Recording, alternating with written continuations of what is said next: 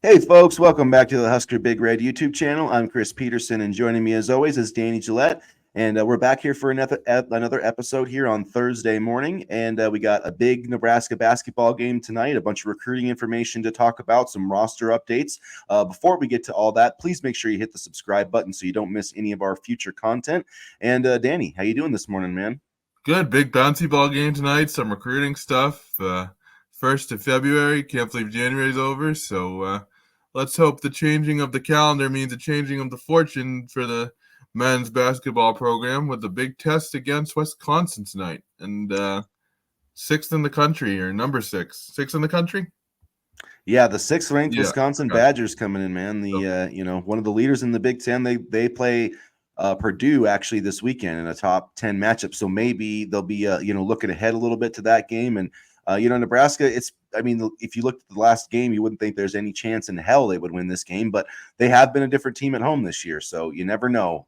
Hopefully they can find a way tonight. But before we'll get to that, let's talk some roster updates with Nebraska football. And we'll get to some recruiting. We'll save the basketball for the end of the show because we know most of our fans are football fans first, and that's We know what unfortunately. butters the bread. We know what butters the bread. It's okay.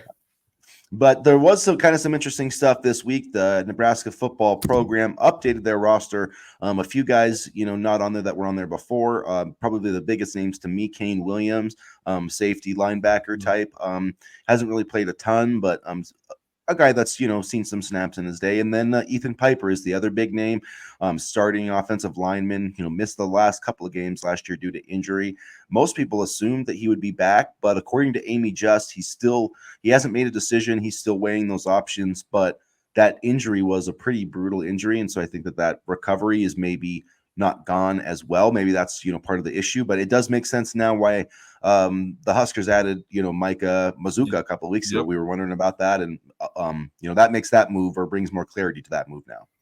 Yeah, and like we've said before, the staff always has a plan, it seems, for whatever situation comes about. And adding Micah Mizuka, you were wondering at the time, where would he fit necessarily? And now we get a little bit more clarity there. Hopefully, I would like Piper to come back. I thought he played, really well when he did play last season, and he would just bring experience to the line. And I hope that I hope I hope he, works out whatever he decides to do. And I know his injury was absolutely brutal. So hopefully, hopefully he just makes the right decision for himself and, takes time to weigh his options, which I think he's doing. Yeah, it can be tough if you've got an injury to come back from. I mean, we Yeah. saw Nick Heinrich. He retired from medically retired. For his career after that ACL injury he suffered against Wisconsin. So, yeah, I can't blame anybody if they don't want to go through it. But if he can, is physically able to play, I do think that he would obviously be a nice depth piece, at least for Nebraska. Probably would start. I mean, it depends how much that injury has affected his movement or whatever. But even if he's not ready to play right away. And frankly, even if he doesn't play a lot on the field, I think that Ethan Piper would be valuable to this team, even if he didn't play a snap next year, just because of the leadership abilities and what he could bring to the offensive line room.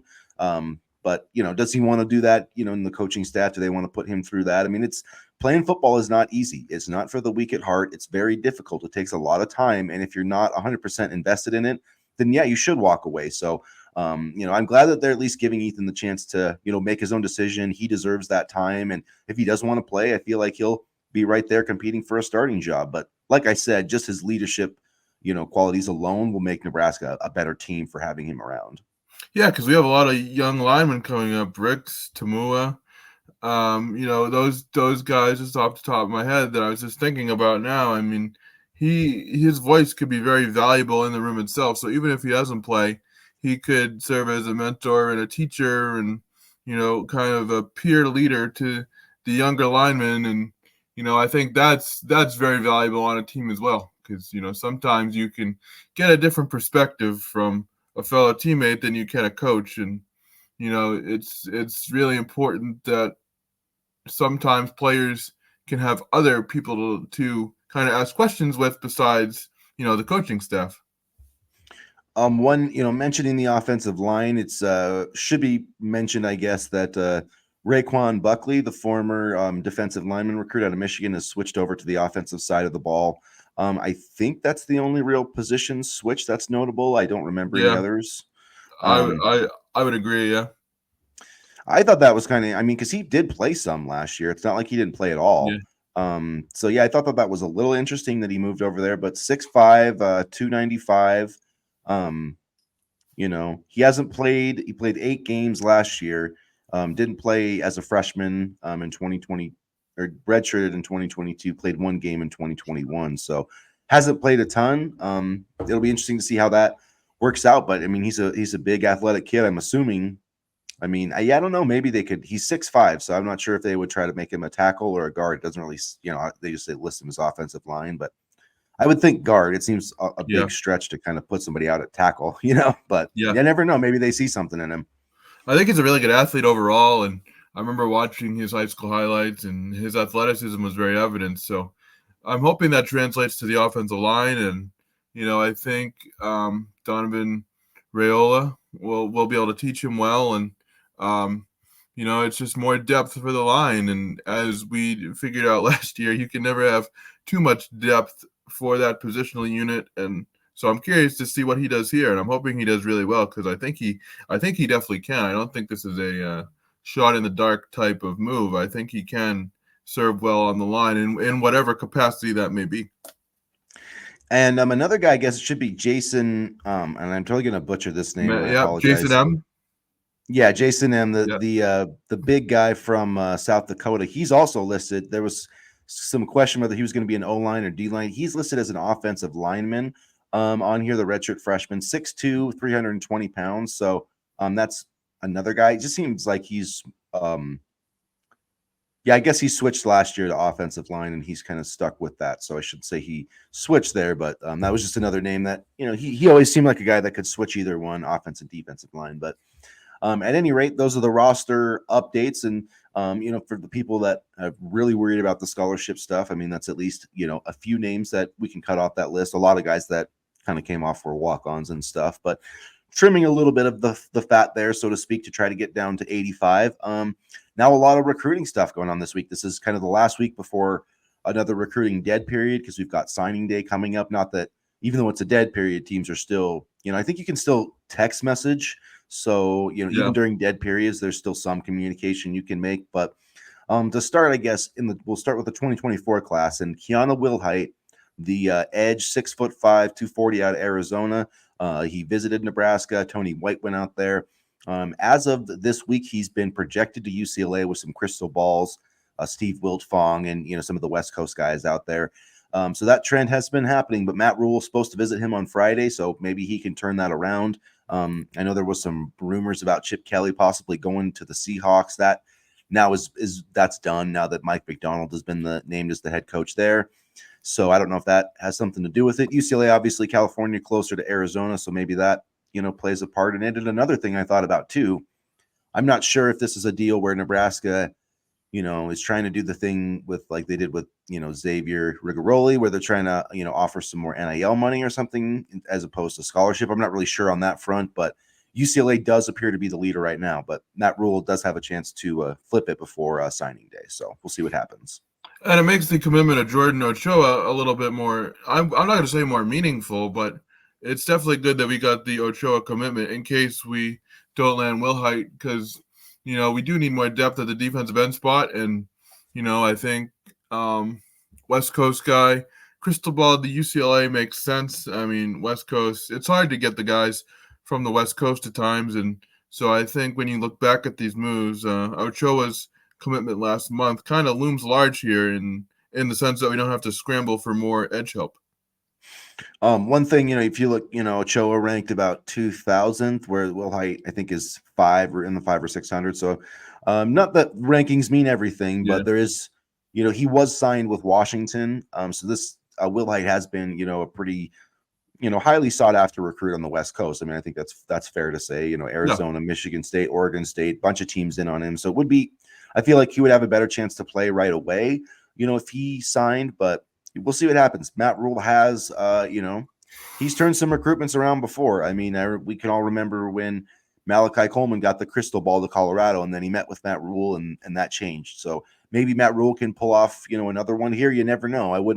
I wouldn't count him out, but it seems like maybe there's some regional pull there or something like that for Will Height. So, and UCLA did just lose their defensive coordinator to USC, so that's another kind of curious thing where Nebraska has all that coming back, but like we said, it is hard to get those West Coast kids sometimes. And Nebraska has only been in on this recruitment for about a month or so. It's not like they have, been recruiting this Right. guy for 6 months or anything like that. So, and he's only visited Nebraska once. Usually, guys that commit, you want them to get to Lincoln more than one time. So, those are just a few of the things working against Nebraska there. Might be a shot in the dark for Nebraska here, but I mean, they are making some headway in future classes. The 2025 class, I believe they went out on, Tuesday to see wide receiver Corey Sims and tight end Raymond Zebert. So they are making some headway, I think, there. Yeah, and Zebert, as an in-state kid, is going to be a worthwhile guy, I think, to know. This state, it just seems like, man, they just are constantly, turning out big time, tight ends with Chase Lofton in this class, Very and athletic Zebert is for a tight end. Like he can jump really really high, and he also runs his routes really really well. And so he's kind of ranked low right now, but his recruitment is going to pick up. I mean, I was just watching some of his highlights the other day, and he definitely has potential to be a really really good player. So it's good that Nebraska is doing their homework there. yeah, 6'6", 225, out of Springfield, Nebraska. And you look at some of the other offers. You mentioned it, but Oklahoma State has offered, Arkansas has offered, Miami's offered. So it's the secret is definitely getting out about this kid. So it's good that Nebraska. He's visited Nebraska 3 times, visited Iowa State, Minnesota, Kansas State. So I mean, he's made the rounds with the Midwest schools, but definitely somebody that I would expect Nebraska to try to get on campus for the spring game this fall. That's they love to get all those guys there, especially the in-state guys. So keep an eye on him for sure. And I think the secret's getting out about the state of Nebraska in all these classes as well. I mean, there's a lot of talent in the state right now, and it's good for the state to get this much attention. It does make it harder to keep local kids home, but we've done a good job with the 2025 class, and I think this staff is going to continue to make a concerted effort to do so. Yeah, one interesting note on that that Sean Callahan pointed out in his article today is that Millard South has had 17 different Power 5 programs visit their school in January. So that, Chase Lofton and Christian, those guys. So, I mean, there is a lot of talent in the state, and Matt Rule has done a great job of, putting the fence around Nebraska so far. We'll see if he can keep doing it. But, I mean, Malachi Coleman, he was able to do that with Carter Nelson, a lot of those, Isaiah McMorris, Davon Hall, all the highly ranked guys they've been able to get. So we'll see if that continues.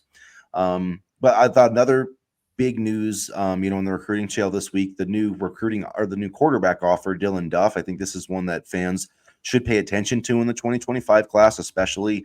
Alex Mansky's been kind of the top target. He's been training to Iowa State. They've tried to get him on campus a couple of times in January. It hasn't happened. So I feel like I know they offered another quarterback. I'm blanking on his name, but it doesn't seem like that really, they really moved the needle with him. And Dylan Duff, 6'3", 185. He's out of St. Louis. He's a 3-star according to 24/7 Sports right now. That's the only service that's got him ranked. But Duke, Missouri, Indiana are some of the teams that have offered him. UCF, Kansas Northwestern. State. Yeah, Kansas State, Missouri. Let's see who else. Minnesota, Clemson has shown some interest. So, I mean, he's got quite a few. So he's got 8 Power 5 offers right now. So, I mean, that tells you, he's a legit prospect. And I think he's probably going to end up in that 3-star range. But this is exactly the kind of guy that I think you need to target, in this class. Alex Mansky, it seems like he's going to be a tough one to get. I know they offered another Zollers, that 4-star quarterback. Matt Zollers. Yeah, Matt Zollers. And I mean, that's possible. It just seems like that's going to be an uphill climb as well, especially for somebody ranked as high as he is. So I think that this is an offer to pay attention to. And this is a quarterback Nebraska could realistically land in their 2025 class, Dylan Duff. Yeah, and you talk about the secret of the state of Nebraska not being a secret anymore. The secret, the state of Missouri is also producing some pretty good talent, and Duff would be another option for Nebraska at the quarterback position. I mean, I was just looking at some of his stuff actually yesterday, and he's very good in the pocket. He can sense pressure really well. He can run a little bit, but running is not his main forte. He has a strong arm. He makes his reads quickly, and he can get the ball down the field in a hurry. And it's interesting because I thought his placement on his throws was very good as well. So he does look like a very solid player. And we talk about settling for recruits. I don't think this would be a settle at all. If you're talking about a guy like Mansky or Dylan Duff, I think Duff is just as every bit as good as Mansky is. Yeah, I definitely think they're in that same, conversation, and it just would be a good, they need to get a quarterback in this class. I'm a firm believer you need to get a quarterback in every class, and so it would be nice for them to get Dylan Duff. They, seem to have lost a little bit of momentum with Mansky, so that's where it goes. I like that they moved on to Duff, and it was interesting when they went and made the offer. They had, Matt Rule was there, Satterfield, Glenn Thomas, basically the entire offensive staff was there. So I think that shows, what kind of priority that Dylan Duff is going to be moving forward.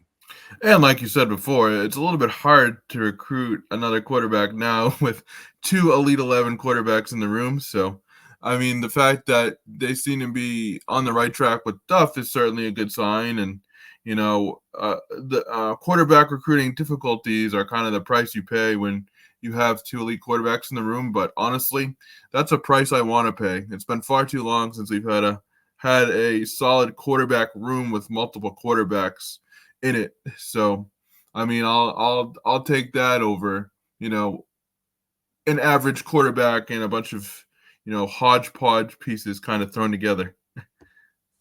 Yeah, and then I mean they visited a bunch of other, they were down in Texas a little bit this They were week. busy this week. Yeah, so then they've been busy. I mean, throughout this period. That's one thing is these guys really do hit the recruiting trail, hard, constant. They're just constantly out there, doing work, and they're not going to be outworked in that aspect, which is which is a really important thing. And getting down there in Texas, we'll see, how that goes. And yeah, not a lot of commitments in the 2025 class, but they're laying the foundation, and now they're going to get a bunch of these kids, to take visits in February or March, I guess, for the spring game. I think that's going to be an important time. And I think around then you probably will start to see, a few commitments trickle in, and then, around June. But overall, I think they're off to a very strong start in the 2025 class.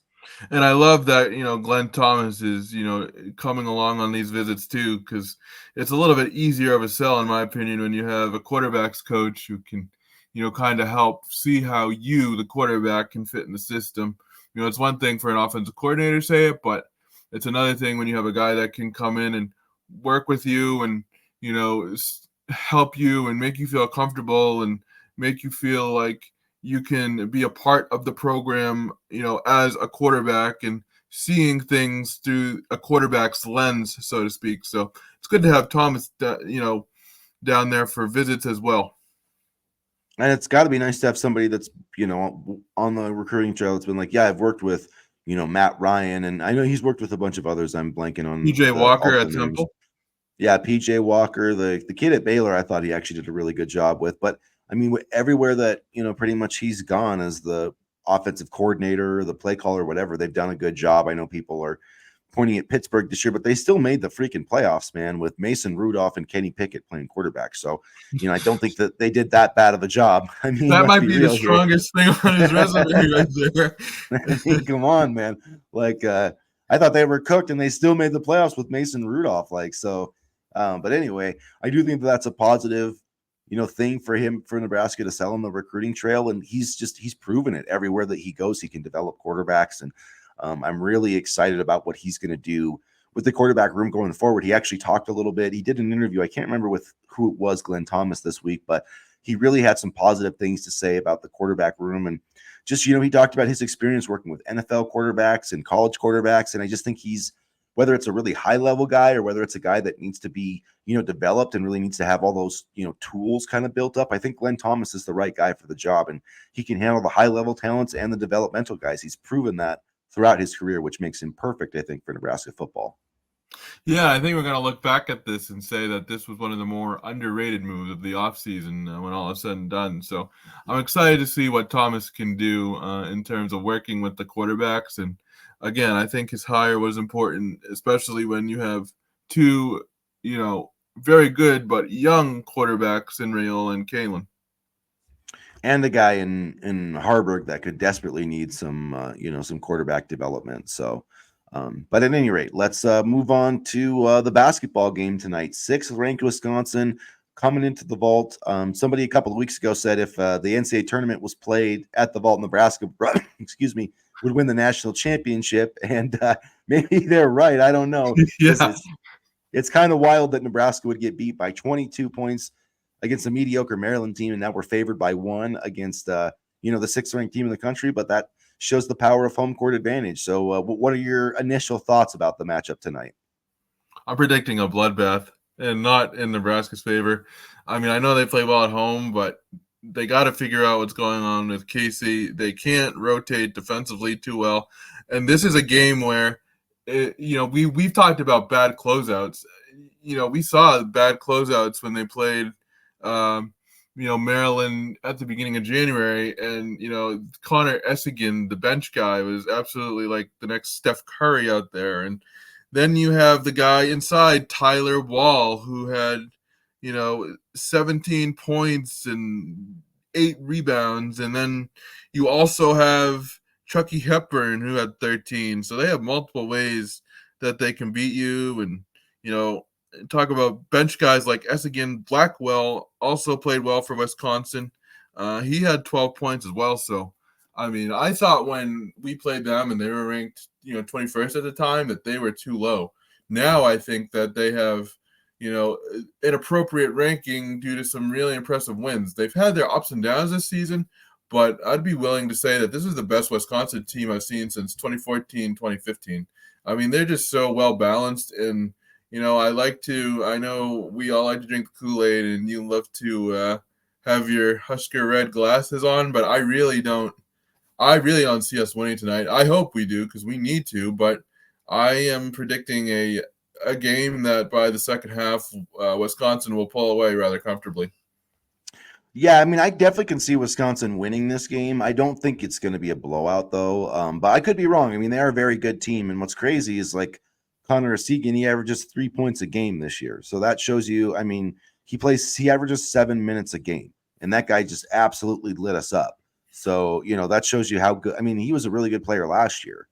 You look at their numbers, especially in Big Ten play, in terms of overall field goal percentage first, 2-point field goal percentage first, 3-point field goal percentage. They're shooting 41% from 3-point range in Big Ten play.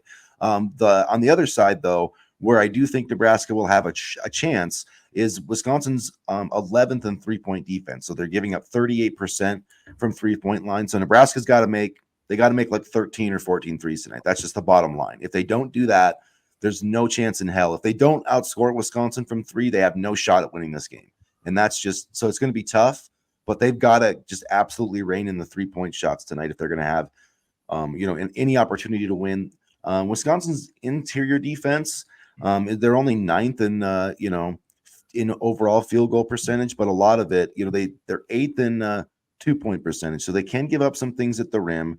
They're not, and they never have been really a shot blocking team. They don't have a rim protector per se. Even Crowell and Wall only average, like 0.6 blocks per game. So Nebraska can get the ball inside on these guys. Rinkmast has to play big tonight.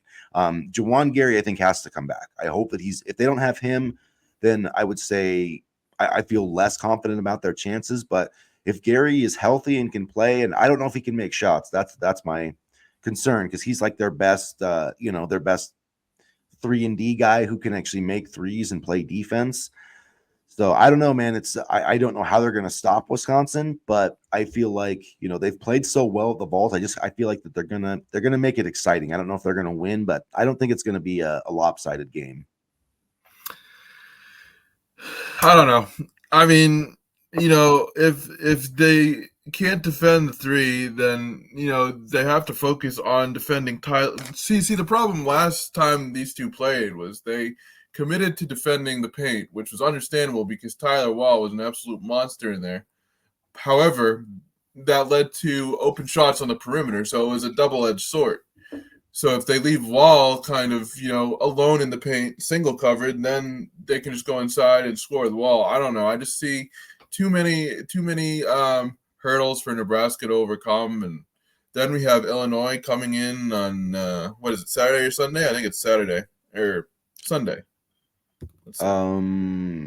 Yeah, well, we have to go on the road, but yeah, that's on Sunday. Sunday, yeah. So this might be a little bit of a rough stretch here, and yeah, I'm not seeing this one go well tonight. I think Wisconsin is extremely hot right now, and it's crazy. When last time we played them, they were 21st. Now they're 6th. So they've certainly put in a good amount of work over the last month or so. And I mean, like I said, this is a really good team. So I'm curious to see how it shakes out tonight. But I'm not necessarily predicting a close game. I hope I'm wrong. But I'm not. I don't have a good feeling about this one.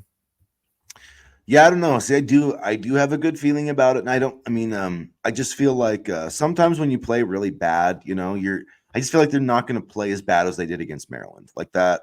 I know they play. I know that they've had bad stretches, but I feel like too. I don't know if you saw this, but Fred was talking yesterday, and like the coaches or some of maybe the sports science or so they had a load management plan for practice, and he basically was like, "F that, we need to work."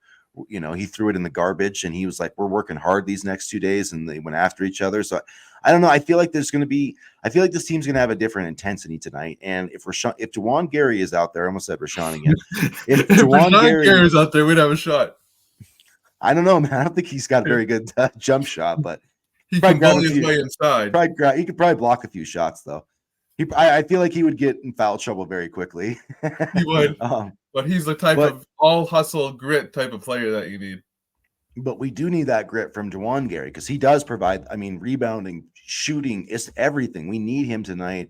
If Juwan Gary's out there, I feel like Nebraska's got a puncher's chance. I'm not willing to necessarily say that they're going to win. I guess you'll have to check out my prediction at huskerbigred.com. But I don't know, man. It's a toss-up game. I don't know. I feel like the Huskers are going to get it done. I think that they're going to pull the upset, and then they'll go lose the next 2 games on the road.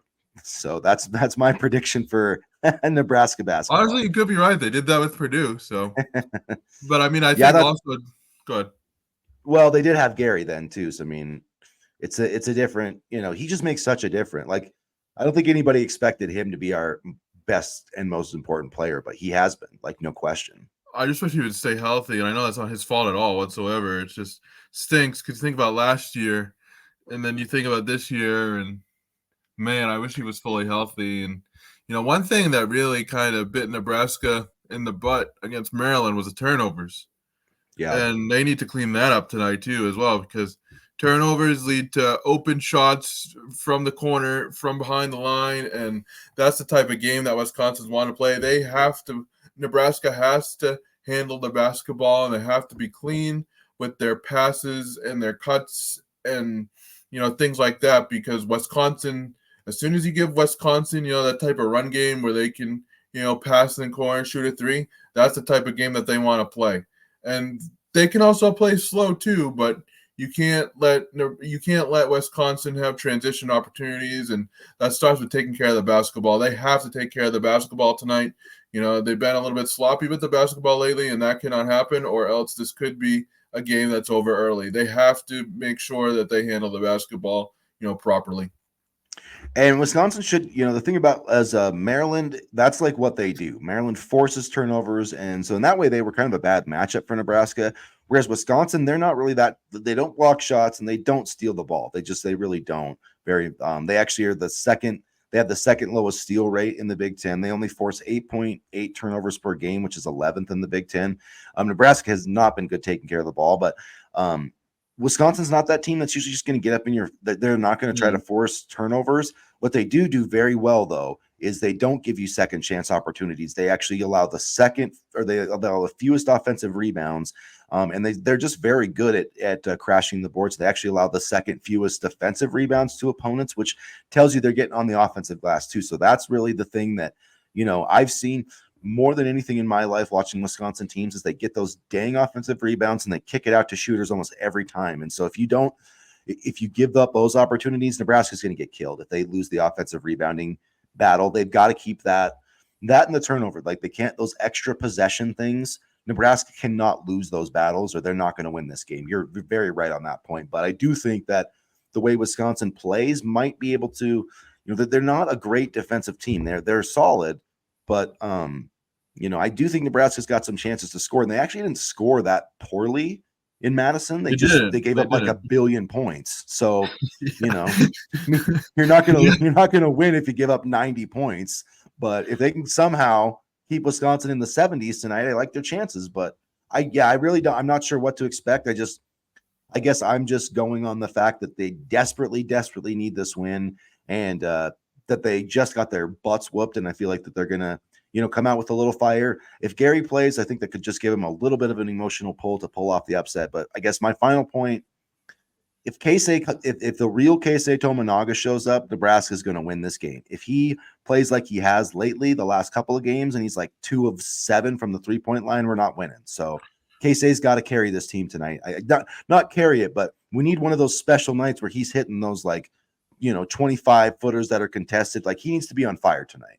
Well, it's interesting because I think, what's hampered him more than anything is his decision making in terms of taking shots early in the shot clock, not moving the basketball. I mean, part of his, game last year was, cutting and moving and, giving the ball to others who would then in turn pass the ball back to him for a corner three, keeping the defense off guard, and that kind of helped hide his, I don't want to say one-dimensional game, but his 3-point marksman type of game. Now everybody knows, and it seems like he's had difficulty adjusting to different ways to kind of, hide himself on the floor and move around. So he needs to be smarter in terms of just taking, early shots and good looks, as well as, just moving without the basketball. That was something he did well last year that, he hasn't done as well this year, to be quite honest with you.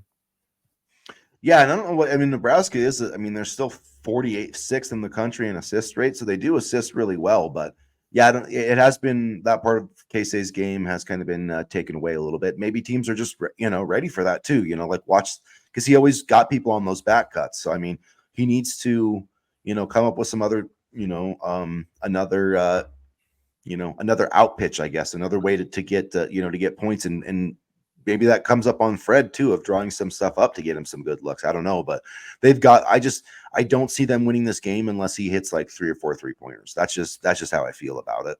Well, it'll be interesting to see how many minutes he gets because his minutes have been down as well. So whether or not, what that is, I don't know, but I'm wondering how much he'll actually play tonight to begin with.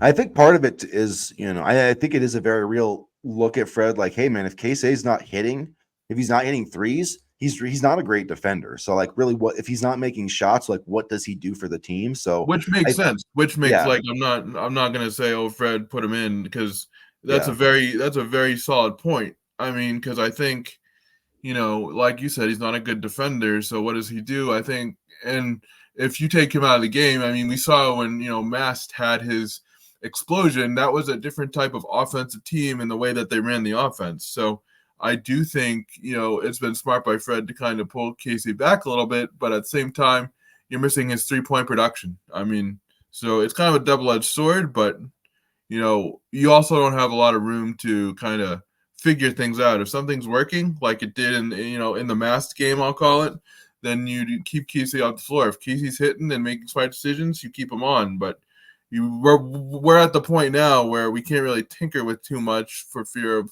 losing more games. Yeah, because it's crunch time now. You really, if you haven't seen the bracketology, Nebraska went from a 9 seed down to an 11 seed. They're among the last 4 teams in right now. After that Maryland line, I think that was just because that was such a bad loss. If they lose that game, awful loss. Yeah, if that's like a 1 possession game, they probably don't fall as far, and So yeah, they've got to find a way to win at least one of these next 3 games, because the back end of the schedule does get a little bit easier. We get to play Michigan twice, and they are just absolutely horrible. But you still have to play them on the road. So I'm not, if this team can't beat Michigan on the road, they don't deserve to go to the NCAA tournament. I'll say that, because that team is bad. And then at what point should we keep Fred discussions start? I still think, even if this team makes the NIT, I still think you keep Fred Hoiberg, because I just don't. Who are you going to get that's better than him? I don't know.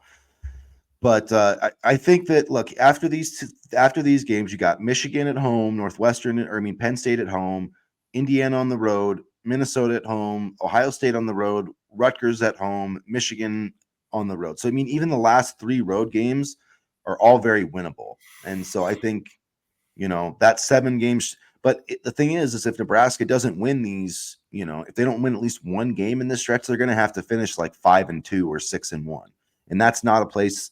I think they can do that with that schedule, but that's not a place you want to be in the Big Ten.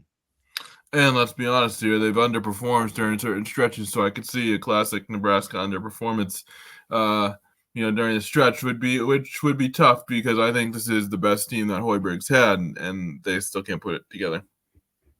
Yeah, and at least, I mean, they will make, at the very, like, this team will make the NIT. So I mean, I would have a hard time firing Fred after the progress, because I think that would be a step in the right direction. But it's one of those deals where you do have to get to the NCAA tournament at some point, and I think that this program, that should be the expectation, and I do think that Fred can get him there. So we'll see what happens tonight. It's going to be a defining game, but I'm going to stick with my guns. I think Nebraska is going to play one of its best games of the season. I think they're going to find a way tonight, and who knows, maybe I'm totally crazy, but that's what I'm going to stick with. They'll keep it close first half. Second half, Wisconsin will figure everything out and pull away. 85-72 Badgers.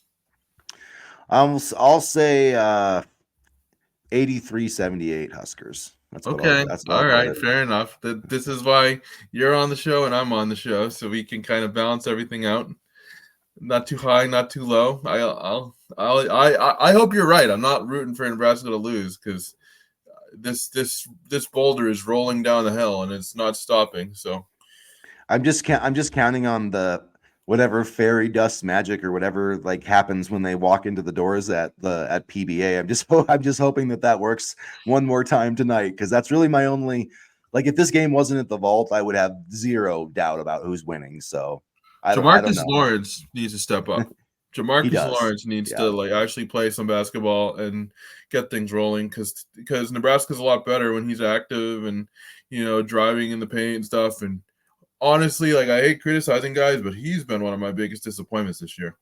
Yeah, well, he's better than he's played. I remember, on defense too. Remember last year when Tom Izzo was talking him up? Like, that's the Jamarcus Lawrence that we need. I think he's thinking too much. Like, when I watch him play point guard, I just feel like he's thinking and not playing. And so he needs to. It's hard to play point guard. It really is. That's one position where it's almost like quarterback, where like your first full year playing it is kind of like a wash, because it really does take some time. So I really hope that he can figure it out. But I think you're right. We definitely need that old Jamarcus Lawrence back. So, and we would love a big game from CJ Wilcher too. He's been playing really well. So we need him to come off the bench and match Wisconsin's bench, quite honestly, because I think the 3-point battle between the benches will be fun to watch. Yeah, CJ needs one of those big nights in double figures, would definitely help. So that game will be on the Big Ten Network tonight, you guys, 7:30 p.m. Central Time. If you're not at the Vault, check it out there. And we'll have some coverage at HuskerBigRed.com, so make sure you check that out. And make sure that you guys hit the subscribe button. And we'll be back for another chat on Saturday morning, so we can talk about football, whatever happens on the basketball court, and anything else that has to do with the Nebraska Cornhuskers. So don't miss that. And as always, go Big Red. Go Big Red.